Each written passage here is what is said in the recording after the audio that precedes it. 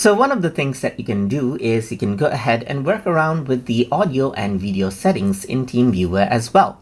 So to do that, you can go ahead and click on the gear icon, and then over here on the left hand side, you can go to audio and video. If you have set a password, then you need to go ahead and enter it out right here to access out that setting.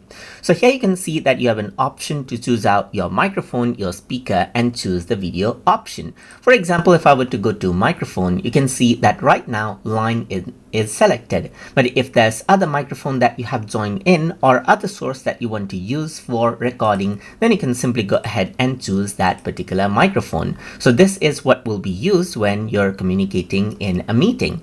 So if I were to actually go back right here, and if I were to go to speaker, let's say for example, then you can see that you can go ahead and choose a speaker as you want right here as well. So you can go ahead and choose different speaker as you want, and you can even go ahead and choose the output volume or mute out the speaker altogether as well.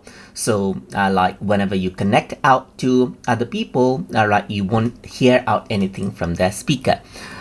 So apart from that, you can also choose the video right here. So you can see that right now Droid Cam 3 is selected, but if you have other cameras connected, some video source, you can choose the one that you like from over here as well. For example, you can select OBS in my case, or Droid Cam right here, and so forth. You can even go ahead and view the camera custom preferences. So if there's any for that particular camera, then it'll go ahead and open it up. You also have an option to follow the face right here. So if you want to keep your face in the center while you're communicating, then you can go ahead and turn this on, and this allows your TeamViewer application to track your face as well while you're communicating. So this is simply how you can change around the audio and video settings as per how you like. You can choose the input and output device and even choose your camera as you like.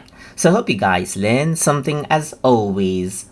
And as always, please like, comment, share, and subscribe.